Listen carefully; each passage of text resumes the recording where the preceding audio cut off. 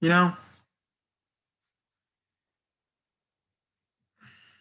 know, honestly, at this point, I'm not even heated. I'm not even mad. I'm not even scream at the top of my lungs at 10 p.m. or 10:24 p.m. Pacific Standard Time.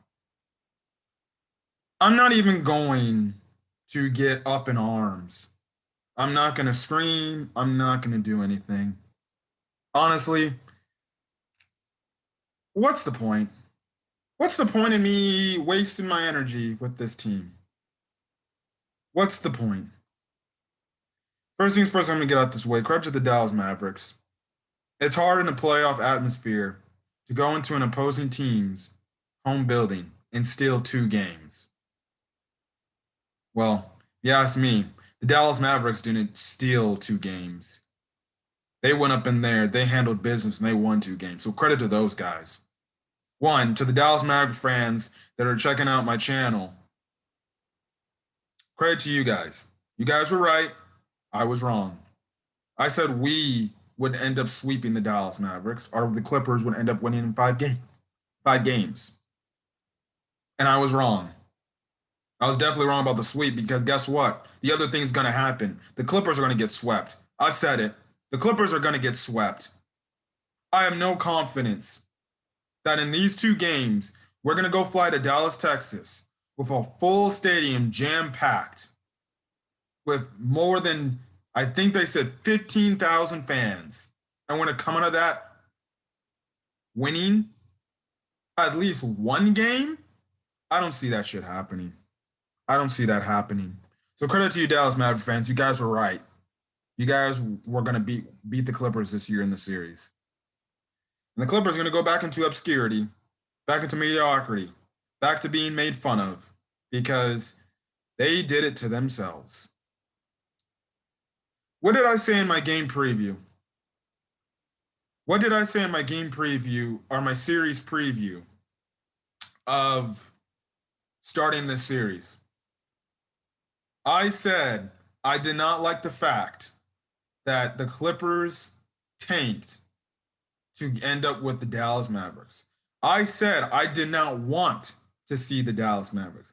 And the way the Clippers carried themselves into this Dallas Mavericks series, from an outsider's perspective, from me, it felt like, okay, if you're going to tank, that means you guys should sweep the Dallas Mavericks or at least beat them in 5 games. And it's like the phrase says, you get what you deserve. So, and another phrase, what goes around comes around. The Clippers tanked, and they ended up with the 4th seed, and ended up with a team they lost the regular season series to. They lost to this same exact team in game 3 by 50 or 51 points. They played one of their worst games in Dallas earlier this season, compared to a Portland Trailblazers team that they were 3-0 in the season series. 3-0. Now, just from an outsider's perspective, whether you're a Clipper fan or not, who would you rather face with you winning 1 game in the regular season on the line? Would you rather play the team you went 2-1 against and lost that regular season series, and one of those games you got dropped by 50? Or would you play the team that you went 3-0 and you actually guarded their best player pretty effectively, I might say so myself? I think you would take option B. And the Clippers tanked. They could have won the Rockets game. They tanked that game. They definitely could have won the Thunder game. But the game plan for that game was give Daniel Oturu the ball and let him just get blocked 8 times that night. You could have played Kawhi Leonard, your starters, and at least won one of those games. And because of it now, the Clippers are paying for the mistake. Ty Lue, before I even made this whole post game thing, Ty Lue, he's giving off the same bullshit. I don't care if I'm swearing. I don't care. This is going to be uncensored. This is going to be uncensored. So if you hear me cussing, I don't care at this point. I'm just done with this team. I'm done. I'm done. I'm a Bears fan, so the least thing I can say is this. Before the NFL draft this season, I was not looking forward to the Chicago Bears season. Now that the Chicago Bears have Justin Fields, guess what? I'm actually looking forward to the Chicago Bears season. The Angels were my favorite baseball team, even though they suck. The only thing I look forward to is whatever Shohei Ohtani does. Right now, I'm temporarily a San Diego Padres fan, and they're killing it. So whatever. But Ty Lue, in his press conference, he's just giving off the vibe like, look, we just got to win 4 games, guys. We just got to win 4 games. That's all you got to do in a playoff series. That's what we said last year. And what happened against Denver? Oh, wait, we lost a 3-1 lead because we couldn't get that 4th win. If you want to know what Clippers, and this is for the outside NBA fan perspective, for me, if you want to know how me as a Clipper fan is feeling, I'm just mentally exhausted with this team.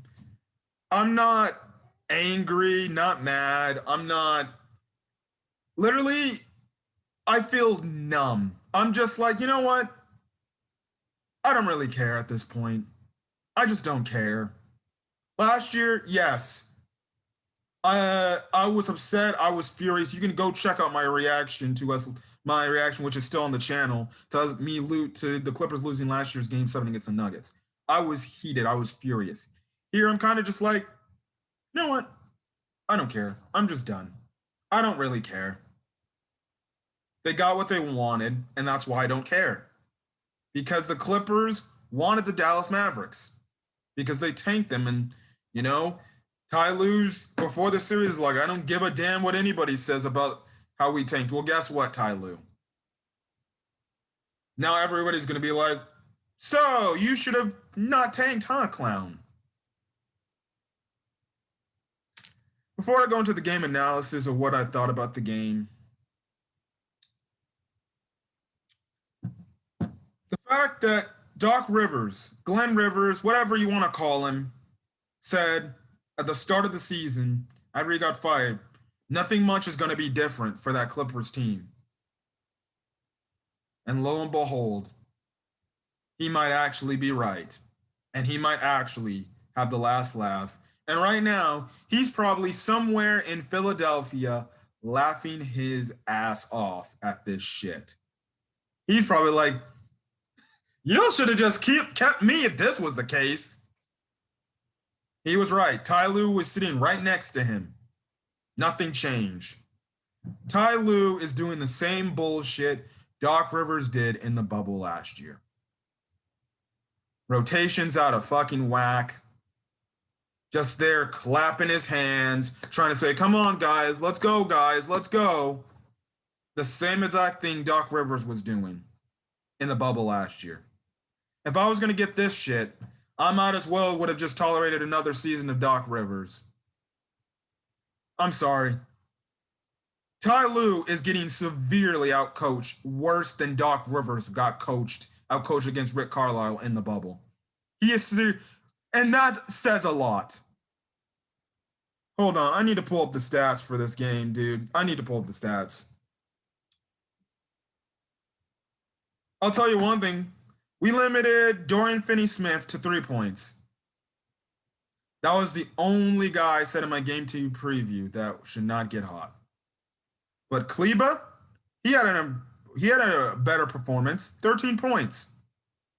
Tim Hardaway Jr., he had 21 points last game. He upped that, 28, and damn near made every shot. And one of the worst defensive possessions I've seen in this Clippers era of basketball was when they trapped Luka Doncic, but the only wide open guy was Tim Hardaway Jr., and he literally splashed it for the dagger 3. And when I saw that, I wasn't even mad. I'm just like, that's just horrible defense. What the fuck are you guys doing? Porzingis had 20 points, so he played better, even though it didn't seem like he was doing much of anything. Luka Doncic, 39 points. He did what Luka Doncic did. Jalen Brunson, he had less than what he had last game, 9 points. Willie Cauley-Stein. Really, the starters for the freaking Mavericks really just demolished the entire Clippers. The bench barely did any damage, to be honest. The bench did nothing for the Mavericks. The starters, with the exception of Finney Smith, were all in double figures. All in double figures. The Clippers. If you had told me in this game that Paul George would have 28 points and Kawhi Leonard would drop 41 points before game 2, I would have probably said the Clippers would have won this game. Lo and behold, they didn't win this game, and they ruined another great Paul George and Kawhi Leonard game. And when we get swept, I hate to say it, but I'm going to make sure hold on. I need to pull this out. Holy crap. I'm going to make sure I treasure this jersey. You know, my Kawhi Leonard jersey, I'm going to make sure I treasure this. Because Kawhi Leonard, I believe if we get swept, Kawhi Leonard might just dip. He might just dip.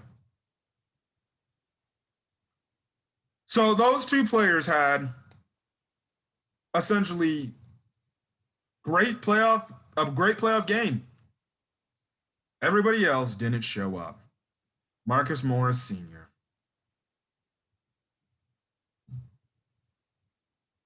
He fouled out and finished with 9 points. And lo and behold, he hit 2 3-point shots when the Clippers had some semblance of getting into it. But a little too late. Just like game 1, he had good looks from 3 and he bricked them. We're paying this guy $64 million. He's hitting shots he would hit in the regular season, but in the playoffs, he's missing them. Good heavens. Lord have mercy. Ivica Zubac. Dorian Finney-Smith made a comment after game 1 saying, we like when Zubac's on the court. Well, damn. They sure as hell do like Zubac on the court because that man was getting absolutely cooked. Cooked. Absolutely cooked. The only play I thought was good for Zubac was one offensive rebound that I think turned up into a 3. Other than that, that man was getting cooked. 2 points and getting absolutely destroyed on defense. This man, Zubac, is being damn near unplayable like he was the 2019 season against the Warriors. He was way too slow on his closeouts. He's given too much space between a shooter and himself, mostly because he is too slow. And when the Mavericks players just have Zubac on him, they're like, this is fried chicken right here. We're just taking to this guy. Paul George, good. Kawhi Leonard, good. I'm not going to really fault them. They gave the best performances they could. Their supporting cast didn't show up. The Mavericks supporting cast did. Patrick Beverley, 3 points. Horrible. Batum, I would say another solid game. Wasn't the best, but solid. He only played 19 minutes in this game.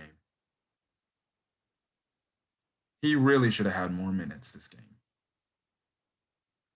Especially when Marcus Morris Sr. fouled out, which is another rotation blunder by Ty Lue. Marcus Morris Sr. fouls out. and you bring in Reggie Jackson, not your backup small forward or power forward, and Nicholas Batum. Ty Lue's doing Nicholas Batum dirty like we did JaMychal Green dirty. Serge Ibaka, 6 minutes.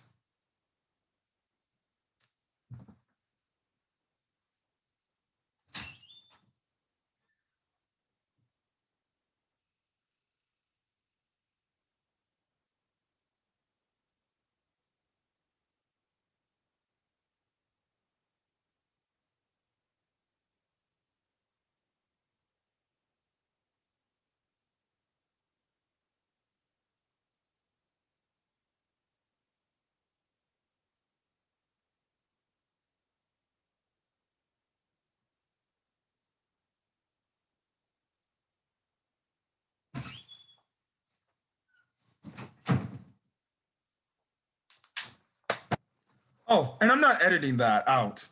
That's staying in the video.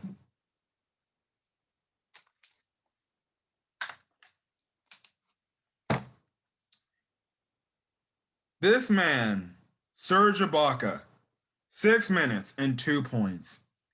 He has been what I would say fairly decent this series, and he is getting no play time. I don't know if it's because of his back. I don't know if it's because of something else. All I know is there was a play in the second quarter where, and some reporters have brought it up for the Clippers, said that Rondo was visibly frustrated at Ibaka, and then, you know, and then Ibaka started yelling at each other. Oh wait, that sounds like deja vu from something from last year in the bubble. Players yelling at each other.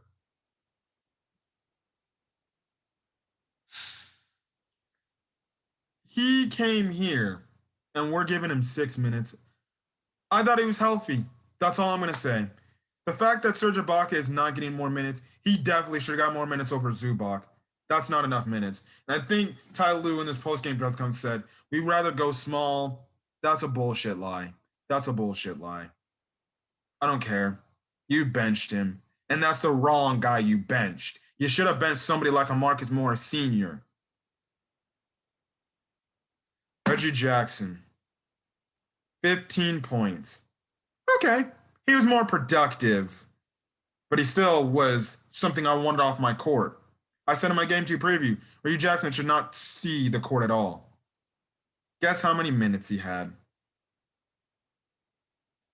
30.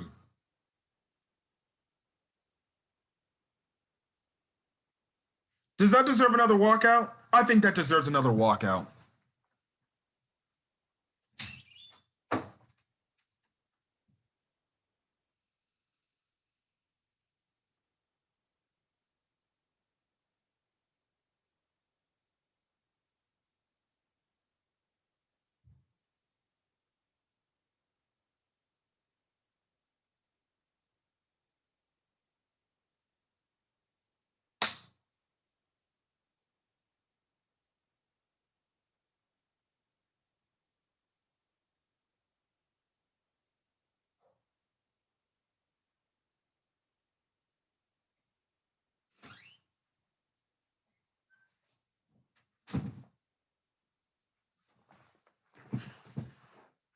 So he had 21 minutes last game, 30 minutes here. He got 9 more minutes than he did in game 1. And he played 18 consecutive minutes from really, I believe, the first quarter to throughout the entire second quarter. I don't even care if he's productive. Why is he getting that many minutes? That's starters minutes. He was the third player on the team that had the third most minutes. Kawhi Leonard had 41, Paul George had 40, and Reggie Jackson had 30. What the fuck are we doing, Ty Lue? What the fuck are we doing? Some of these guys, Marcus Morris Sr., too many minutes with 25. Zubac, 22 minutes when he was getting cooked. Too many minutes. Those minutes could be given to Serge and Batum equally. Beverly, if he's not being productive, 23 minutes. Those could go to Rondo, maybe. Those could go to Terrence Mann, maybe. Those could go to Luke Kennard, maybe. Oh, speaking of Terrence Mann, 15 minutes. He finally gets his moment. He finally gets some chance to play. And in the 15 minutes, he gets 8 points. There was a part in the game, he literally missed a shot, but kept going back up and up. I don't care how, he didn't care how many times a minute. He tried to tap it back in.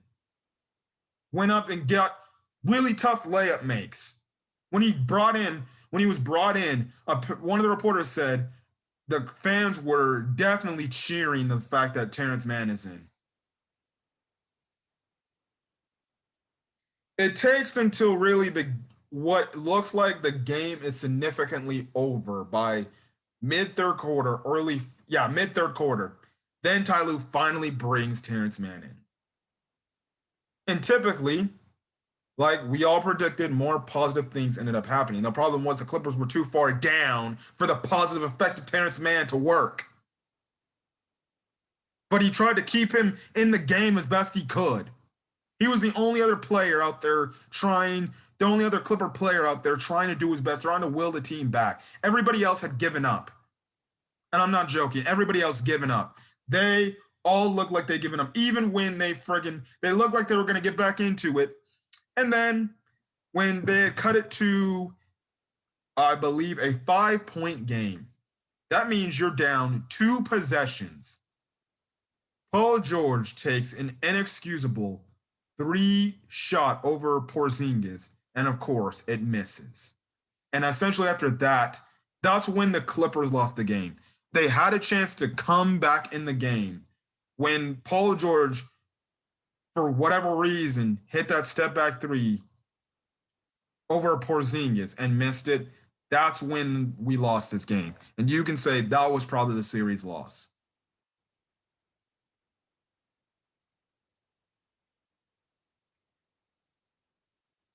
I'm not it. My thing is the offense for Paul George and Kawhi Leonard was fine.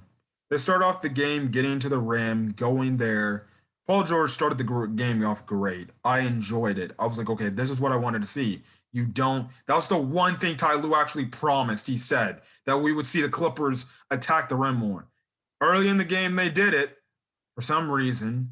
Near the tail end, they started going back to the chucking up threes bullshit.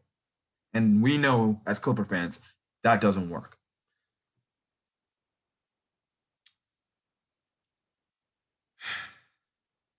Before I talk about the rotation management and how I'm right now feeling about the Clippers and their chances, I'm just going to talk about the defense. The defense was atrocious. The defense was atrocious.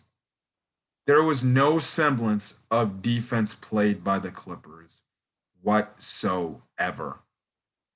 The Mavericks got whatever shot they wanted, whenever they wanted, and the Clippers just did not play defense because they didn't care about playing defense. And guess what? If you're not going to be willing to lock down defensively when you need to get stops, which the Clippers needed to get stops in this game to take that commanding lead, or at least take the lead and run with it, because there was a few times in this game they had the lead. They needed to get stops to take the commanding lead that the Mavericks did late in the game and eventually finish the Mavericks off. The Clippers never did that because guess what? The Clippers never played any defense. They were letting guys just do willy-nilly. Okay, fine. They did the whole strategy of Luka freaking getting whatever he wants. I was fine with that. The other guys, like I said, everybody else except Dorian Finney-Smith, who was in double figures, that's unacceptable. You have to play better defense on Tim Hardaway Jr. Honestly, at this point, I'd honestly advocate for the Clippers just to double team Tim Hardaway Jr. more than friggin' Luka Doncic. Because guess what? At least you can live with what Luka hits. Tim Hardaway Jr., you can't. So I'm guessing at this point, you might as well just double Tim Hardaway Jr. I can't believe I'm saying that. Because that dude is a freaking firecracker. He's hitting everything.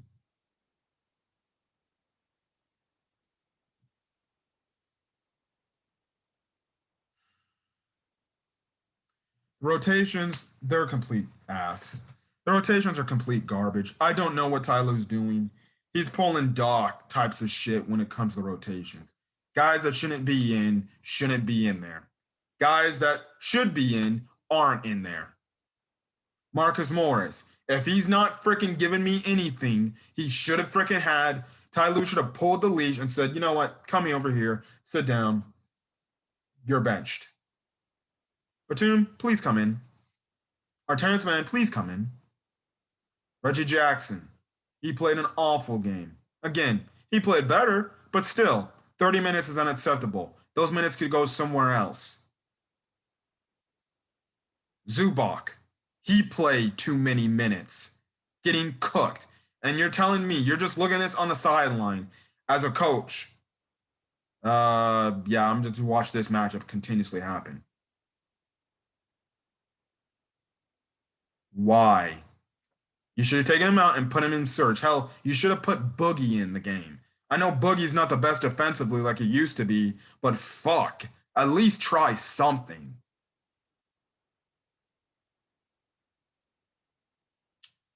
The rotations are horrible. Guys aren't getting rightful minutes they deserve. And then all of a sudden, Ty Lue, somebody asked a question to Ty Lue. The fact that, oh, is Terrence Mann going to have a bigger role? And Ty Lue's like, yes, he's going to have a bigger role. It takes you till game 2 to finally realize, oh shit, I might actually need to play Terrence Mann because he's giving us something productive. If I was Terrence Mann, I'd be like, you know what, coach? No, I'm not going to play. Roll with somebody else. Now I'm a bigger role. Throughout the entire regular season, I've given you positive effects. I've played my ass off. You won't play me till we're dead in the water in a third quarter in a game 2, a must-win game 2. You know what? Screw you. I'm not going to play for you. And speaking of that, that's what the Clippers did. They didn't play for their coach. Just like last year in the bubble with Doc, when they just quit on him, they did the same exact thing with Ty Lue. By the lack of defense and the lack of horrible offense they were playing, where they just like, you know what? Screw this. Ty Lue's not putting us in a position. He's not helping us. There's some guys that shouldn't be in the game that we know should be in the game. Again, I don't know why Kawhi Leonard doesn't go up to him. Paul George doesn't go and be like, hey, dude, I love Marcus, but you have to put Batum in. I'm sorry. I'd be like, we need somebody else because he's not giving us nothing. So the same thing was, look, Zoo not giving us nothing. Let's use Serge. We brought him here for a reason. Why can't we use Terrence? Why can't we use Mann? He's giving us a spark.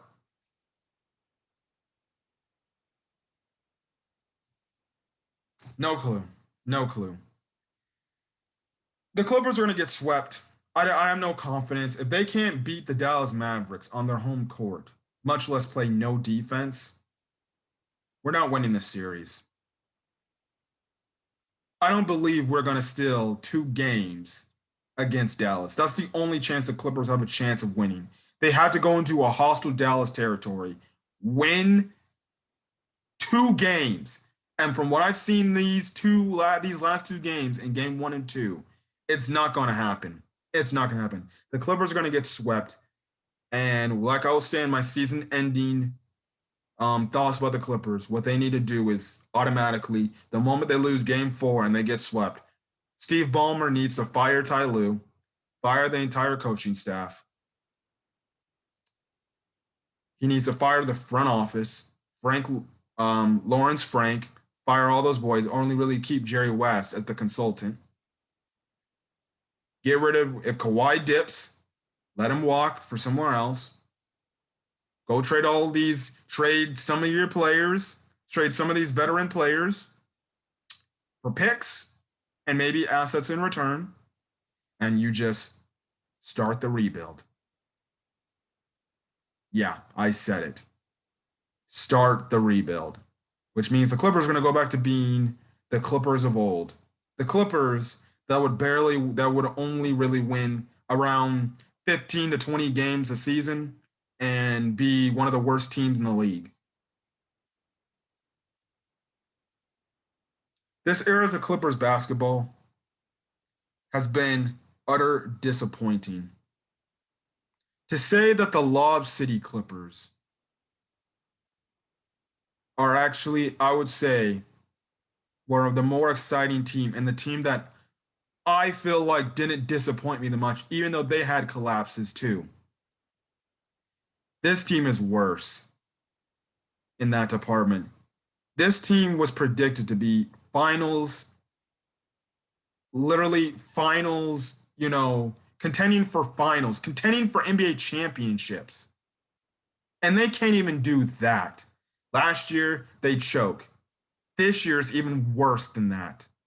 I thought they couldn't, I thought the Clippers couldn't top anything last year after what they did. I thought they couldn't top anything last year unless they pulled the same shit again. The Clippers are pulling something worse than the 3-1 deficit, the 3-1 choke job last year, this year. They're going to get swept.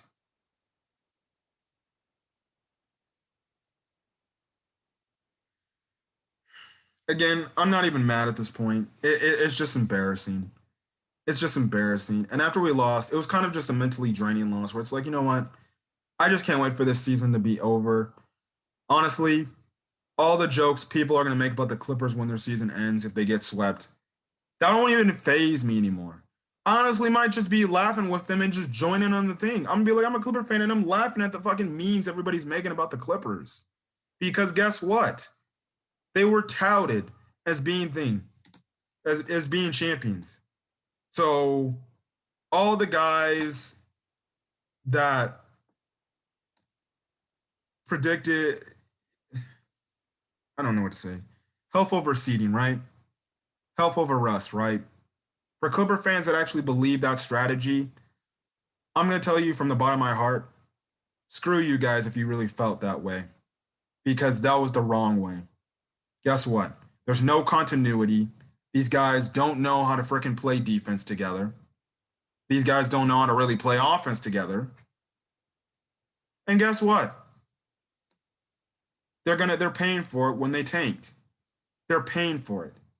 They could have played the Portland Trailblazers. If the Clippers played the Portland Trailblazers and they were getting what they were done here today, I honestly wouldn't be mad. I'd be like, you know what? They got the third seed. They're just losing and they're just playing horrible defense. And they're not stepping up and they're not doing anything. But here, the reason why it pisses me off more that we tanked, but it doesn't really faze me is because the Clippers wanted this matchup, and guess what? They were totally fine with doing it. And they were like, you know what? We'll take Dallas. We beat them last year. We can do it again. Got overconfident. Not knowing Dallas was a better team this year than they were compared to last year. Some of the guys weren't there last year in the bubble. Some of these guys are here.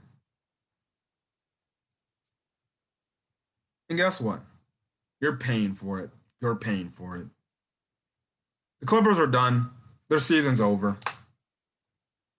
The only way the Clippers somehow pull this out of the jaws of defeat and somehow come out the series is they would have to win in 7 games, and they would have to start that by taking the Mavericks home court.